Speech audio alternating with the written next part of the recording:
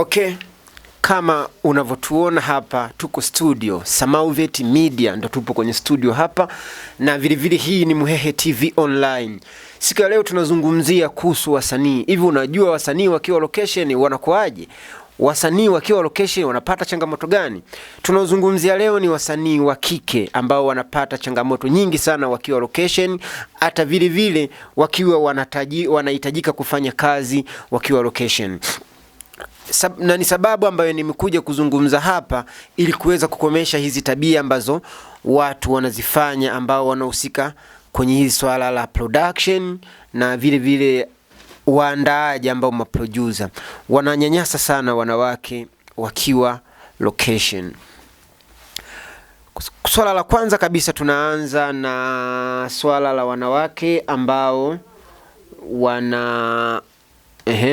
ambao wanahitaji kutoka ili wawe wasanii wakubwa. Sasa vigezo ambao wanawawekea sasa hawa hapa tunaingia sasa kwenye directors. Directors wanapa vigezo. Kitu cha kwanza kabisa wanahitaji rushwa.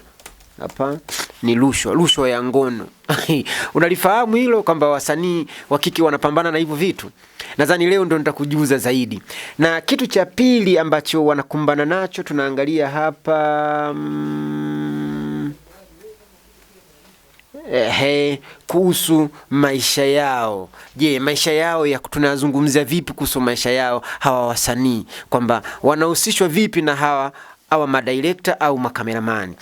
Kitu cha kwanza kabisa tunachokizungumzia hapa ni kuhusu wasanii wa kike pale ambapo wanahitajika kucheza main character. Yani unataka uwe main character, yani wewe ndio uwe top on the story. Sasa ili uwe top, kuna vitu ambavyo director yeye anavihitaji. Kitu cha kwanza ni rushwa ya ngono.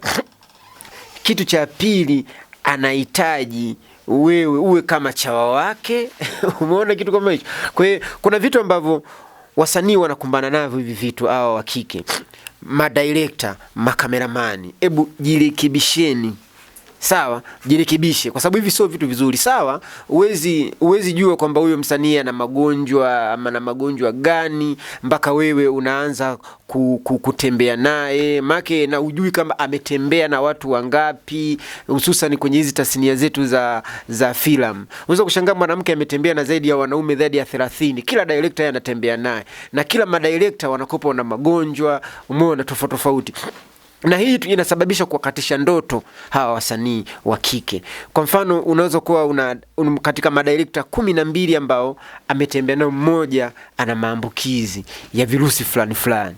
Umeona ilivyo? Sasa inatokea kweli umempa nafasi, kapata hiyo nafasi na akawa star. Anakaa muda mfupi anafariki, anakuwa hajafaidi ule superstar wao kwa sababu ya hizi rushwa za ngono ambazo mnaziendekeza nyinyi maproducer pamoja na makameramani na madirector. Mimi cha kuwasihi kwamba wasanii wa kike, kama Mungu kakupangia, amekupangia tu. Wewe ni wa kutoka. Na kitu kikubwa ambacho wewe kinachohitaji ukifanye zaidi hapa ni juhudi binafsi, nidhamu ya kazi na uwezo wako uoneshe ili uweze kufanya nini? Ili uweze kutoka. Na ili darasa litaendelea kila siku. Kwa hiyo kwa siku ya leo tuishie hapa. Tuna maneno mengi zaidi.